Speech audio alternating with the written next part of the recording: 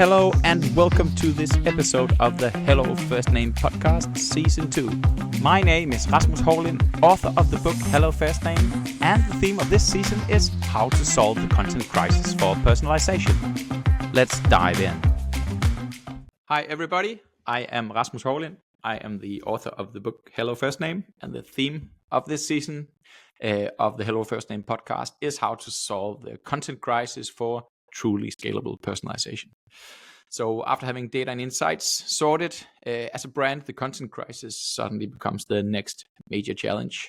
This season, we're exploring what the content layer looks like and how you can use Gen AI to help content move more smoothly and into the personalization layer and on towards the end customers, obviously.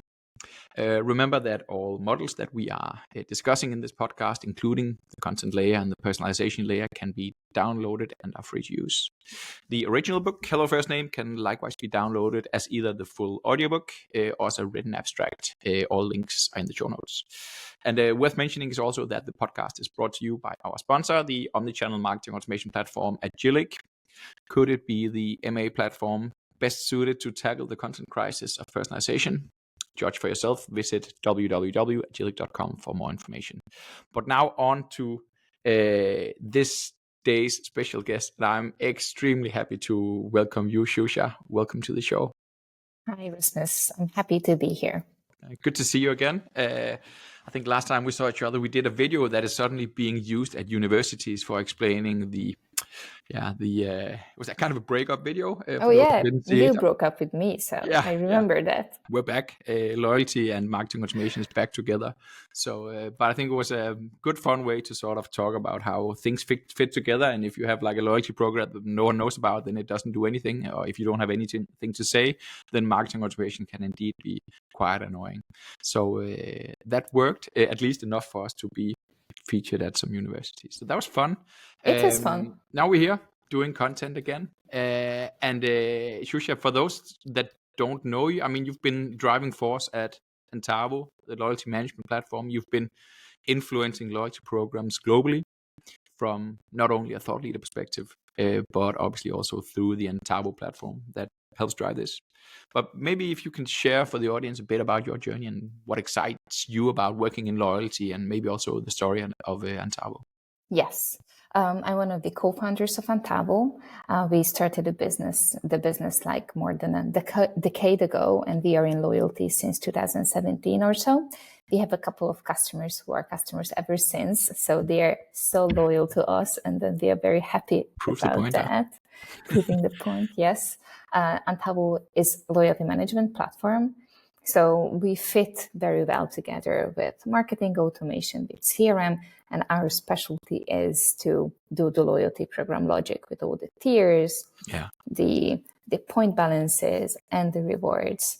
So that's that. And there was a big growth to our company, and I think the whole space after COVID, because that was a time when everyone realized how important it is to take care of your existing customers, to think of not only new business that like Google ads and Facebook ads tell us like new, but also to your existing customers.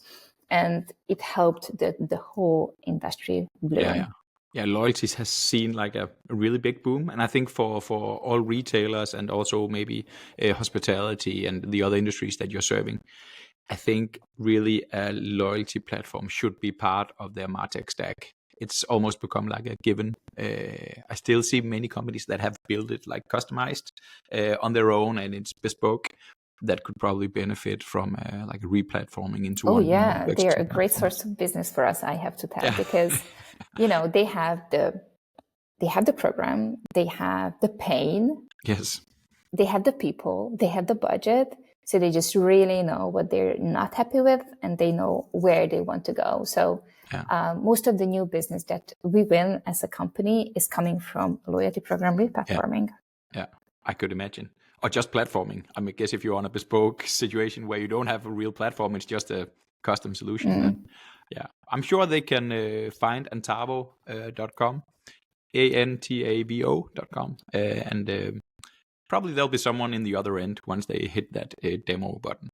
So, all right, let's talk about loyalty programs and personalized communication, really where the intersection is.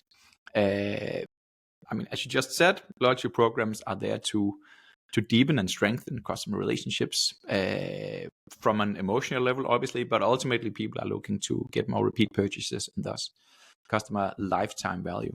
I'm sitting here actually with the Antavo loyalty report from 2024. I believe you have actually a new one coming up pretty soon. Isn't that true? Yeah, we do. And I knew that you were going to ask this question, so I prepared with numbers. So the one that you have with you is the 24 report. Yeah. And we asked many, many people, but for the 2025 report, we asked even more. We surveyed 10,000 consumers and 2,600 marketeers. So I'm telling some insights to you now that kind of are from the previous report that you have in your hands, and then the next report that no one has heard about before just yet. Yeah. So about loyalty programs and personalization.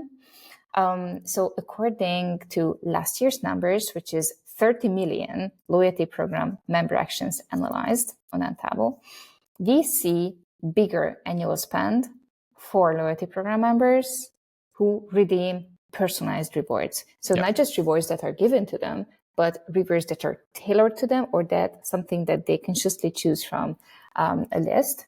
And compared to other loyalty programs and other members spend, those who redeem personalized rewards, they have more than 4 times more spend.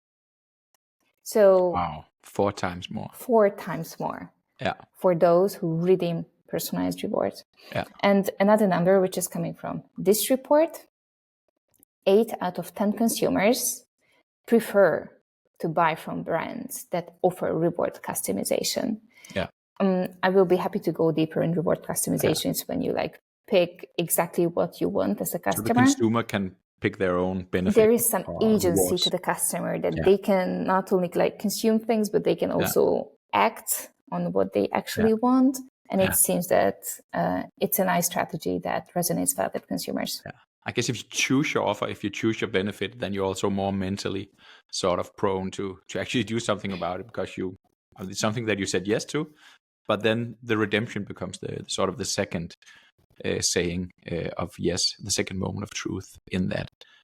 And I think that's a beautiful proof to some stuff that I've actually heard myself say loud a lot of times. So glad to have fresh numbers to be able to back that up. So personalization really brings the loyalty. Maybe that's also actually one of the questions that we have here, because it was actually how is that? How does personalized communication enhance customer loyalty? How does it work in practice? I mean, now we have the numbers, but how does it actually work? So when we think of a loyalty program and personalization, I think the best strategy is to use a loyalty program to get as much data as possible that you can actually use for your communication. And we see a great practice, which is not super hard to implement, and that is gamified surveys. Yeah. Surveys. Yeah. And the idea about this is that sort of quiz yourself, which type are you, or stuff like that. Exactly. Or what is the product that you like? Swipe left, swipe right. Yeah.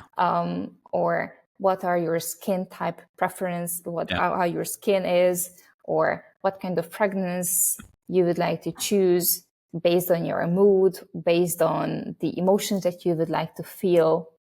And these gamified surveys help to gather this first-party data, because the base of all kinds of personalization is that you have the data, based on what you want to personalize. Yeah. And getting these product preferences and also preferences about what people like, this is really the basis of that. Yeah. So I think it's the proper term is actually zero-party data. It's a form of first-party data, obviously. And someone explained to me, because I thought it was really silly. I wanted to say zero-party data. Maybe I said first-party data. I think you did. Never mind. But I think for me, I struggled with the term zero-party data at first, because I thought, hey, isn't it just first-party data? It's mine. I'm the brand. I collected it. It's mine. What's the point? And someone told me that it makes sense to call it zero-party data, because essentially it's data that you borrow from the customer, because it rather quickly gets old. But I think from a loyal, say that you are putting in your marital status or your preferences, then suddenly, I don't know, you become divorced or you have a child or preferences change. So really needing to put it up to date is a thing that makes sense. And therefore, I think the term zero party data kind of does make sense. And I would say for these, I think a lot of loyalty programs, new ones especially, suffer from what you could call cold start problems. So, it takes a while for you to build up enough transactional data to actually do some meaningful personalizations or outreach.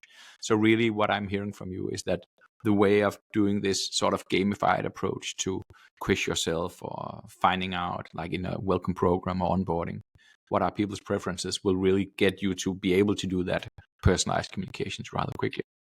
Yes. And then I think you mentioned something very important, because there is like a death valley at the beginning of a loyalty program. People sign up, but they don't actually start using it, or there is no second purchase. It's just there. And then it's really nice to provide something which encourages a next purchase, the first or the second purchase. And like giving them a couple of points after completing such a profile is a really nice nudge. Yeah, exactly. Yeah. Okay, so glad we looked into that. I'm assuming that you have this gamification functionality as part of the we offering. Do. Yeah. Yes, the Antavo platform can help with that. And there are so many nice examples out there who are doing it very nicely. But the one I went very deep in is not yet an Antavo customer, is Charlotte Tilbury. And they have this analysis for your skin type, from your complexion, from the fragrance that you want to pick. You also download a picture of you, and then it like checks the dark circles. It told me I have dark circles under my eyes, and then it instantly recommended me some products. It was magical. I really loved that experience. Super personalized. Yeah. Actually, the big health and beauty retailer in Denmark called Matas, they're having these skin checks as well. And they also have like virtual try-on for makeup and stuff. So it's really cool ways of engaging. All right. So there's a lot of talk within loyalty these days around the distinction between transactional loyalty, sort of I have points, I want to spend them. Okay, I also have points with the competitors, but still I have the points. They're driving some kind of transactional loyalty, you can say. So it's the distinction between that and then emotional loyalty on the other one, where I don't think twice before I go to this particular brand's website, because I've emotionally sort of tuned into always choosing them because they speak to me, or I feel we have some sort of connection. Can you share a few examples from maybe an Antavo client where actually personalized communication helped build this sort of emotional loyalty? It's a big question always in loyalty programs, that do I go more transactional or do I go more emotional? And there is a change in the recent years when it all played down. So last year we found that more companies want to launch emotional loyalty programs, and they actually did. And today the ratio of emotional loyalty programs is higher compared to last year. But this year we asked this very same question, and actually at new loyalty programs, they want to launch more transactional loyalty programs, if you can imagine. It's like it's like an interesting limbo. Back and forth. And I think one of the reasons for that is the like in general, these economic hardships that make discounts, that make coupons, that make financial rewards very appealing for consumers. There are a couple of countries all around the world that are very much hit by this cost of living crisis. The markets are very much UK, or where inflation is very high, the US. These transactional rewards and transactional loyalty programs will be becoming more and more important. And my recommendation is that you should think of it like customers will come for the meat, but they will stay for the gravy. So it's very important that you give great deals to them, and to them as loyalty members, you don't give it for free for everyone, but you give it in exchange to their data, in exchange to their loyalty program membership. But they will stay for those things that are on the top of that. So, for example, at Bergside, one of our customers, when you go out hiking, you are rewarded thanks to smartwatch integration. That's cool. Or when you go out surfing, you get these rewards from Rip Curl, Yeah. whatever surfwear do you wear, but if you wear the watch, you are still rewarded by Rip Curl. Or you don't need to go far, because one of the biggest sportswear brands, Adidas, is doing the same thing related to that. They reward movement and working out, and not even the results, but time spent, which I think is a very nice way to put it. It's not about the actual result, but the process which makes you get there. So that's actually, if I'm hearing this correctly, it's about, first of all, making sure that your loyalty program isn't worse than your competitors when it comes to the transactional benefits. So, I mean, it's a great way to get people in. And I think consumers have been tricked maybe too many times in the past with, I mean, all promises of like deep emotional connections, and then all they ever got was a 10% off voucher. So people believe that they'll get the transactional benefits, whereas the other ones, I mean, it's a bit more of a harder sell. So we'll give you personalized offers. Yeah, right. Said everybody, and then quite often it doesn't happen.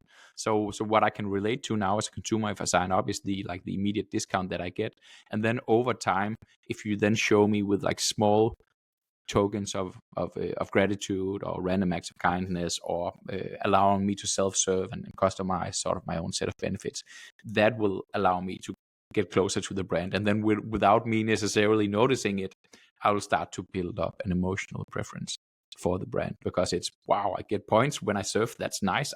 That's the so I'm a kite surfer actually. I don't know how many of the audience know this. I didn't know that. And it's always more fun when there are more people on the water. I mean, you want people to see you when you do the tricks. That's why people are, I have a GoPro that I occasionally bring on the water. And I think being seen by Rip Curl, for instance, feeling that I'm being seen for having caught that wave, I think that's a great way of building up the rewards so they lie very close to the brand. So it's not just like 10% off or whatever on surf gear. It's actually something that is part of my lifestyle. I really, really love that example. So, so start with the transactional one, build on the emotional ones. That's what I hear. And obviously, having really poor transactional benefits will be not so fun in a time of crisis where people don't have a lot of money. So we probably need to take that off first. All right. So talking about what it is that becomes personalized within a loyalty program, because we're talking also about the content crisis and the content pipeline or the content layer that ultimately then sort of becomes the personalization layer.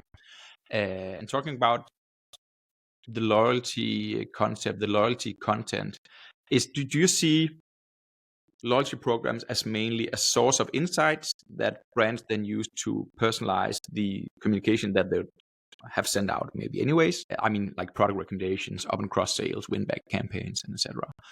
Or do you see your clients personalizing the actual loyalty content, the content that wouldn't have existed if there weren't any loyalty program, like promotions, benefits, ways of earning and burning?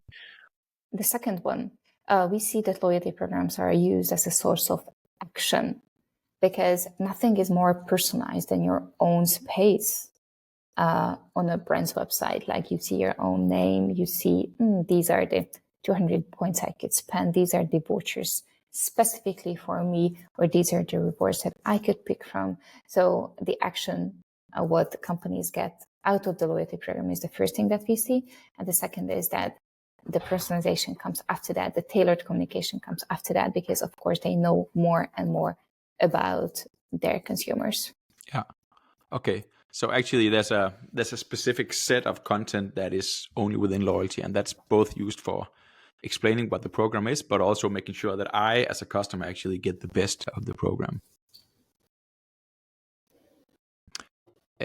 Part of the prepping for this, I shared with you the Content Crisis Manifesto, which is sort of a document I put together based on some of the work that I also did with Frans Riemersma, who helped write Hello First Name. And so the content layer is sort of a fairly novel invention, I would say. Everybody's familiar with the data layer and how we capture data and we streamline it and we wash it and enrich it and so on, and we finally activate it. But I think the content layer is pretty new thing to many. How do you see the concept of like a content layer fitting into the world of loyalty programs? Maybe like from a client, or how do you see that work?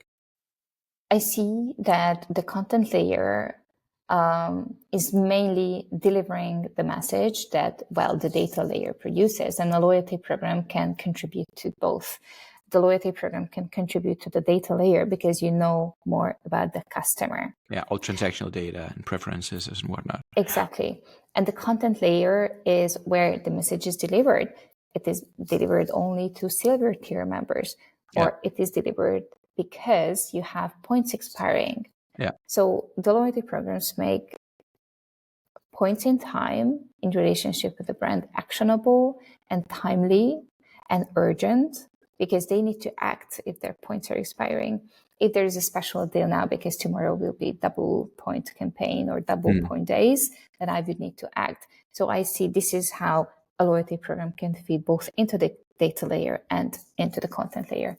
I really like how you coined, was it you who coined the term the content layer? Yes, well, sort of. No, I can probably not take full credit for that. I think it was. You can take half credit. I Maybe. can take half credit, at least for deconstructing it. So I think I really like this distinction between the two. Yeah, thanks. Yeah, and I think it was. I think it came up in a Martech presentation between Scott and Franz a few years back, actually before we wrote the Hello First Name book, and then but no one really sort of took the effort to really looking into what it is. I think I should actually maybe share it here for those who are watching this on YouTube video.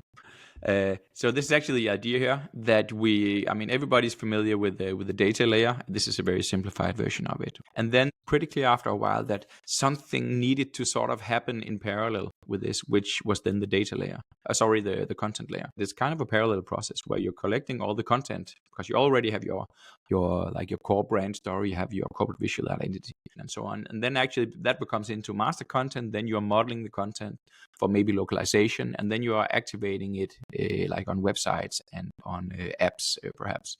And then between these two layers, the personalization layer sort of squeezes in. Also, what I'm hearing you saying that if we can do, some of the content within the loyalty program exists regardless of any personalization having taken place at all. But some of it you then use to sort of make sure, okay, we need to talk about this benefit in a different way for customer X than for customer Y, or we need to actually make it up to the customer so they can customize which benefits are the right ones from them. And then we put an emphasis on them when we're doing outbound communication. So remember to use the benefit that you chose will obviously have like a much higher impact. Nice. So that was the idea. And obviously not take full credit for it, but I see that Franz is quoting me time and time again in the post that he's making. So coming back from the content layer, and one of the points is actually that we see generative AI going to play somewhat the same role in the content layer as machine learning is going to play in the data layer. Do you already see this with Antavo clients or just the brands that you are working with? Do you see Gen AI playing a role in creating or even localizing loyalty-related content? We do see that, and I think it's an important thing that a marketing automation solution needs to do to help with localizing. What loyalty needs to do is to provide the best data points for that kind of personalization and localization with Gen AI or without Gen AI, that things to happen on the marketing automation level. Yeah, so localizing is going to happen regardless, and if then you can use Gen AI to make that happen faster or more efficiently. Obviously, that's a benefit. All right, coming back, or maybe going up again in sort of abstraction levels. I'm talking about challenges and opportunities for loyalty and also for personalization. Have you observed any like quick wins for clients that want to improve their loyalty programs, or maybe for brands who are already there just want to sort of integrate personalization more? What advice would you sort of give to this? Getting more data with these gamified surveys could be a quick win if you have the great technology that can power that, because with this kind of gamified data collection, you are really able to get the info that you need. And I have a number related to this too. We ask consumers, would you be more likely to share your information if it was requested through a game or a quiz? And then those who said yes, sure, it was 55%. Yeah. So it's a big opportunity. And I think it's around 42% of marketeers who use some kind of data gathering in a survey form. But there is this opportunity that people say yes, like 55%. And those people who say like, meh, they say that either no, yes, no, it's 20%. So they are the ones who could be swayed. So I see this as a quick win, but there is another win, which but it's also time spent with the brand. I guess if you get people to engage with a survey or gamification survey like this, it's not boring. It's also fun, entertaining, and it's part of giving the positive impression. And you're spending time with the brand, so it drives up that exactly. as well. Just how like friends spending time with each other, we spill little pieces of information about ourselves. And if it's not fun, I don't go. So that's a quick win. What is the less quick one? Well, the less quick one is that if you don't have the technology to provide all these, you would need to get the technology. There are so many legacy loyalty program softwares out there. There's even now legacy SaaS. It's a new term that I started to hear recently, legacy SaaS, where it's really about the earn and burn. It's very CRM functionality like that the loyalty program is running on. And those limited capabilities do not allow these more advanced things that you would want to do as a marketeer to run your loyalty program in a creative, fun, and flexible way. So that is the point when maybe loyalty programs need to be re-platformed. So the structure behind the loyalty program, the technology behind the loyalty program needs to be changed. We talked about this, how it is a very nice driver for us for new business, because many marketeers and IT teams are realizing that if they are stuck, they need to do like a whole revamp, a whole change of technology to develop further. Yeah, I think at least in Angelic, they use the term glass ceiling. So there's a very low glass ceiling. So yes, you can get like points up and running and you can do benefits. But as soon as you want to reward people for surfing a wave or something that's a bit out of the ordinary, which would probably be the brand benefit, the benefits that relate closely to your brand, then you hurt your head against the glass ceiling and you're stuck, even though it's a SaaS platform that doesn't actually bring a lot of quality with it just by being SaaS. Okay, so wrapping up, your favorite example of a loyalty program that successfully uses personalization to build emotional connections, what could that be? My current favorite is Charlotte Tilbury, because I got so immersed in their beauty quizzes and I thought how smart they are with the product recommendations. This is my crush, my loyalty program crush, Charlotte Tilbury. But with H&M's loyalty program has a more permanent space in my heart because I think they are great with how they treat point expiration and reward, and they reward you bringing back old textile. So these two are my current favorites. There's a sustainability angle to it as well. Yeah, that's kind of beautiful. All right, so I wouldn't have an episode without asking this one last question. What is your favorite use case for Gen AI? Could be personal, could be one of the stuff that you've done with Antavo. So recently we launched Gen AI functionality in our product this October. We turned our colleague into an agentic AI avatar. It was quite special. We talked about it on Reuters. It was in TVs, and then it was her face, how we scanned it, and then her avatar. So it is really a big thing. And then it's now part of the product in a beta. More important, people are signing up, and then we are releasing it slowly. But one of the use cases that we will get to the market the quickest is the part about customer service. Because in loyalty programs, oftentimes those things happen that customers they don't understand why things happened in the loyalty program. So the customer service representative needs to investigate these. But oftentimes it's not straightforward, because that member has been a member for 5 years and they had a problem 2 months ago. And since then, they already made 10 purchases. So basically, it's a very long history, a very long record of like customer history. And with Gen AI, with this kind of agentic AI, which can access databases, so not only generate based on what they know from the internet or what they trained on or what they see, they can actually access databases. They can make it super easy. And Timmy AI makes it super easy. So in a selfish way, my favorite Gen AI example is our own product and how it does customer service, how it helps the work of customer service people. That's a really good example. So your client would be calling in and say, listen, I don't understand this. And then Gen AI will help get that answer faster. For example, Matas, you mentioned Matas now. A Matas customer would not understand why they're on a silver tier while they want to be on the gold tier. And the Matas customer support representative now has Gen AI, and they are able to really investigate, not in an hour, because maybe it would have taken them in for an hour, but under a minute. Yeah, that's really cool. I think that's a brilliant example. Let that be the conclusive remark of today. So thank you very much for taking the time to discuss this with me, Zsuzsa. I know you're a very busy woman, so really appreciate you taking the time.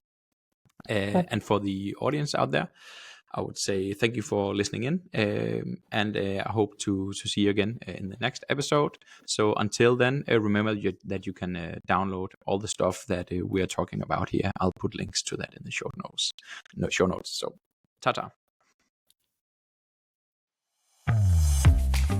You've been listening to yet another episode of the Hello First Name podcast. Remember that all models discussed in this podcast can be downloaded and are free to use. The original book, Hello First Name, can likewise be downloaded as either the full audiobook or as a written abstract.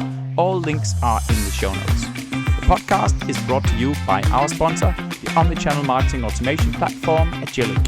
Visit www.agilic.com for more information.